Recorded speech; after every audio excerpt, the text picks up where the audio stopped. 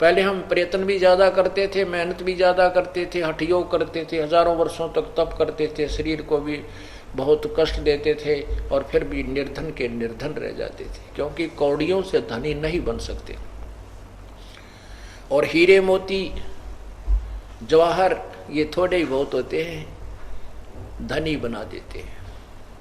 सत साधना में आपने सुना है कि सत नाम पालड़ रंगोरी हो, 14 भवन चढ़ावे राम रंगोरी हो, 3 लोक पासंग धरे रंगोरी हो, तो ना तुला तुला राम रंगोरी हो।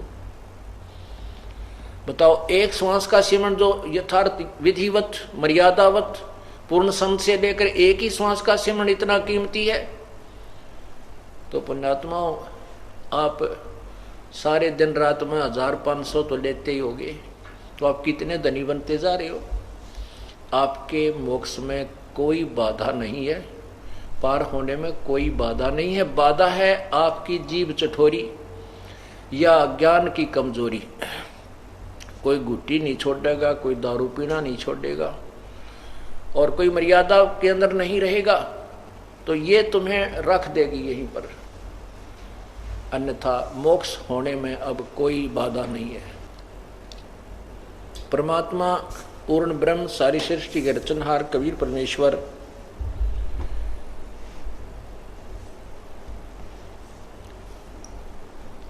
अपने यथार्थ ज्ञान के माध्यम से अपनी प्यारी आत्माओं को समझाते हैं।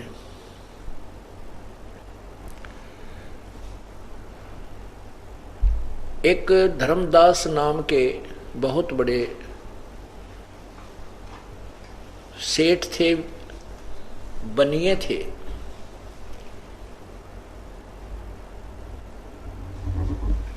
और वो ब्रह्मा विष्णु महेश अर्थात श्री विष्णु जी और शिव जी के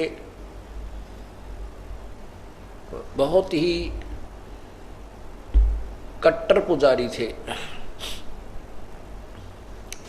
उन्होंने एक रूपदास नाम के गुरुदेव को भी बनाया हुआ था, उनसे उपदेश प्राप्त था। और रूपदास जी ने उनको बताया था कि आप 68 तीर्थ का भ्रमण करो, विष्णु जी की पूजा करो, विष्णु प्रतिदिन गीता जी का नित्य पाठ किया करो, और एकादशी का व्रत किया करो। जैसा भी अपने हिंदू समाज में ये लोक वेद प्रचलित है, उसी के आधार से उस संत ने, उस गुरु ने उस प्यारी आत्मा को मार्गदर्शन किया हुआ था। और वो पुण्यात्मा, क्योंकि जो श्रद्धालु होते हैं वो गुरुदेव के वचन का पालन करते हैं और तन मन धन से समर्पित हो जाते हैं और अपनी साधना प्रारंभ कर देते हैं। क्योंकि उपजाऊ जमीन का स्वभाव होता है उपज देने का। उसी उपजाऊ जमीन में किसी ने भांग बो दी, वो भांग को भी इतनी अच्छी उपजाएगा। और यदि उसमें गेहूं का बीज, बाजरे का, चनों का बीज बीज दिया तो उसको भी वो उसी प्रकार उपजाएगी। श्रद्धालु जो होते हैं, उपजाऊ जमीन है, ये अक्षेत्र है, और इसमें जैसा भी किसान मिला उसको उसने बीज बीज दिया। उस पुण्य आत्मा ने उसको तन मन धन से प्रफुल्लित किया। जैसे रावण को उसके गुरुदेव ने, जो ज्ञानहीन था, वेदों के आधार पर भगवान शिव तमोगुण को पूर्ण परमात्मा सिद्ध करके उसे बता दिया कि आप इसकी साधना करो, ये अजरो अमर है, मृत्युंजय है, ये धन देने वाले हैं, रिद्धि सिद्धि के दाता हैं, और आपको पूर्ण मोक्ष प्रदान कर देंगे। अब रावण का क्या दोष था? उस नीम हकीम गुरु ने जैसी पढ़ाई पढ़ा दी, उस शिष्य ने उसी तरह तन मन धन से उस तमोगुण भगवान शिव को अजरो अमर पूर्ण परमात्मा मान के और समर्पण कर दिया उसको। और ऐसी कठिन साधना की कि अपना सिर भी, यहां से धड़ भी काट दिया, उसके समर्पण कर दिया। ये परमात्मा जैसा किया कर्म का फल देते हैं। जैसा भी उसने 10 बार शीश दिया था, 10 ही बार उसका शीश जब युद्ध के मैदान में श्री राम ने काट दिया था, 10 ही बार वापस प्राप्त हो गया था, वो मरा नहीं था। उसके बाद उसकी क्या गति हुई, क्योंकि गीता जी में लिखा है 7वें अध्याय के 12 से लेकर 15 मंत्र में, श्लोकों में, कि तीनों गुणों के द्वारा जो कुछ भी हो रहा है, रजगुण ब्रह्मा से उत्पत्ति, सतगुण विष्णु से सती थी, मोह ममता आपस में यहाँ एक दूसरे को उलझाए रखना, और तमोगुण शिव जी से संहार मृत्यु सबका यानी प्रलय कर देना। गीता ज्ञानदाता कहता है इन तीनों गुणों के द्वारा तीनों भगवानों से जो भी हो रहा है, ये उनका मुख्य कारण मैं ही हूँ, क्योंकि काल को 1 लाख मानव शरीरधारी प्राणी नित्य खाने पड़ते हैं। उसके लिए इसने ये फसल बीज रखी है।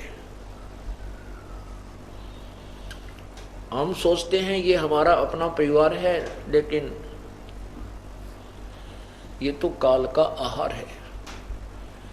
आज हमारा कितना अच्छा परिवार है, हम किस तरह अपने बच्चों में कितना प्यार करते हैं, मोह है भाई बहनों में, पति पत्नी में, पिता में, रिश्तेदारों में, मित्रों में। लेकिन अगले ही क्षण में पता नहीं क्या बिजली गिर जाए और किस परिवार के कितने सदस्य हमसे दूर हो जाएं। ऐसा क्यों है?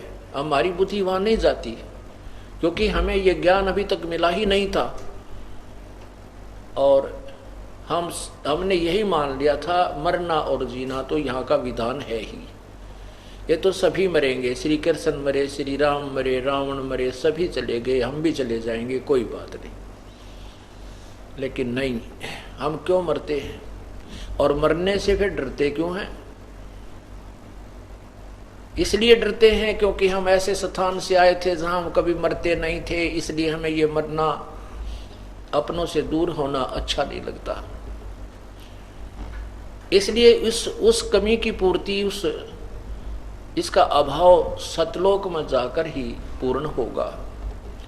वहां हम रहेंगे, नहीं मरेंगे, कभी हमारे बच्चे बाल हमसे दूर नहीं होंगे, और हम सदा वहां सुखी रहेंगे जहां से हम आए हैं।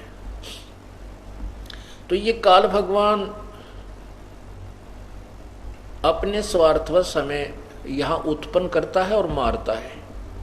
इसलिए गीता जी अध्याय नंबर 7 के मंत्र 12 में कहा है कि इन तीनों गुणों के द्वारा जो भी हो रहा है, इसका मुख्य कारण मैं ही हूँ, इसका निमित्त मैं हूँ, लेकिन मैं इनमें नहीं, ये मुझ में नहीं, क्योंकि ये उनसे बाहर रहता है। और तीनों पुत्रों को एक एक गुण से युक्त करके ये छोड़ दिया है। इन तीनों भगवानों की शक्ति से, इनसे निकल रही एक एक गुण की जो प्रभाव है, वो निराकार जो शक्ति है, वो हमें प्रभावित कर रही है। जैसे ये तीनों देवता अपने अपने लोकों में विद्यमान हैं, साकार हैं, इनकी अलग अलग राजधानियां हैं। एक ब्रह्मा जी का लोक है, उसकी अलग स्थान है, एक विष्णु जी का लोक है, एक शिव जी का लोक है। वहां बैठ करके ये तीनों लोकों के नीचे पृथ्वी लोक, पाताल लोक और स्वर्ग लोक जो इंद्र लोक है, इनके ऊपर प्रभुता रखते हैं। और इनके अपने लोक में भी पृथ्वी से भी कई गुना बड़े हैं इनके लोक, और वहां भी इनके जो सेवक हैं, इनकी साधना करने वाले वहां चले जाते हैं, वहां देव पद प्राप्त करते हैं, और वहां भी अपने पुण्य को समाप्त करके ऐसे ही मर जाते हैं जैसे यहां मरते हैं। इसलिए ये काल भगवान कह रहा है कि इन तीनों गुणों के द्वारा जो भी हो रहा है वो उसका निमित्त मैं ही हूं। अब जैसे ये इतनी दूर बैठे भगवान भी हमें यहां प्रभावित रखते हैं। उदाहरण देते हैं कि जैसे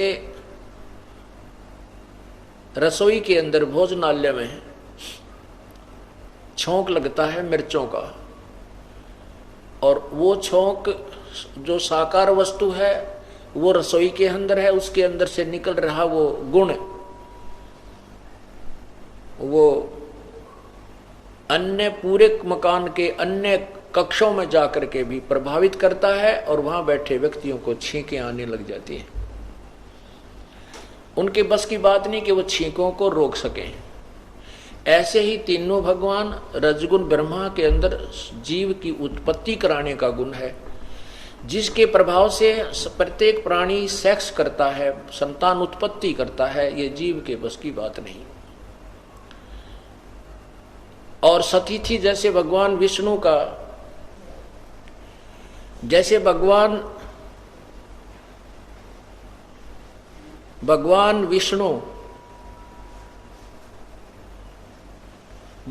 विष्णु के अंदर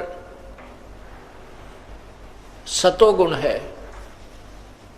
उनके सतोगुण के प्रभाव से हमारे अंदर एक दूसरे के अंदर ममता, मोह ये फंसती है, ये प्रभावित होती है, जीव के बस का नहीं।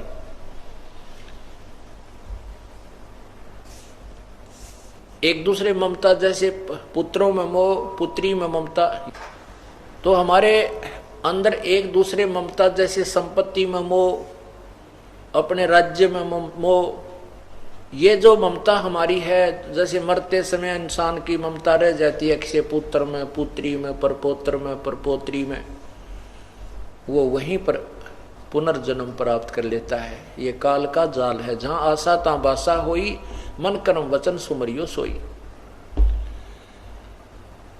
और तीसरा जो गुण है ये तमोगुण है, ये भगवान शंकर के शरीर से निकल रहा है, और उसके कारण हमारे अंदर जरा सी बात पर लड़ाई हो जाती है किसी के साथ, और इतना क्रोध आ जाता है कि वो ना जाने कितने प्रिय व्यक्ति को भी लठ मार दे, गोली मार दे, जान से मार डालता है।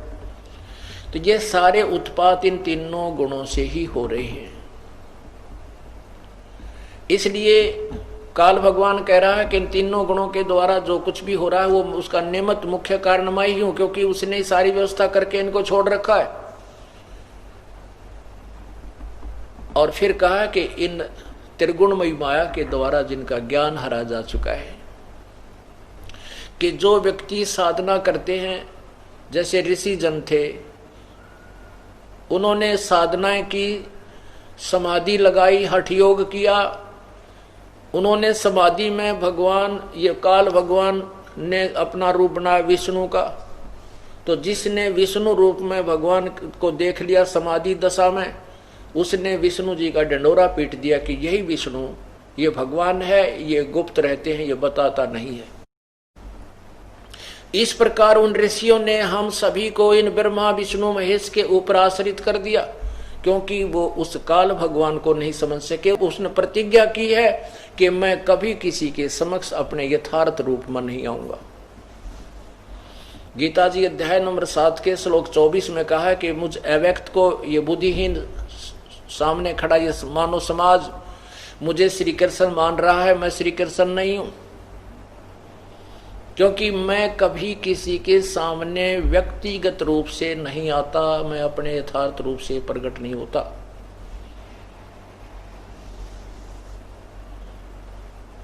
गीता जी अध्याय नंबर 11 के श्लोक 47-48 में लिखा है कि अर्जुन, ये मेरा वास्तविक रूप है, विराट रूप, काल रूप, इसको तेरे अतिरिक्त पहले कभी किसी ने नहीं देखा, और इसका कोई ना कोई जप से, ना तप से, ना वेदों में वर्णित विधि से, ना यज्ञ से, किसी भी प्रकार कोई साधना से मेरे को इस रूप में मुझे नहीं देख सकता, मुझे प्राप्त नहीं कर सकता।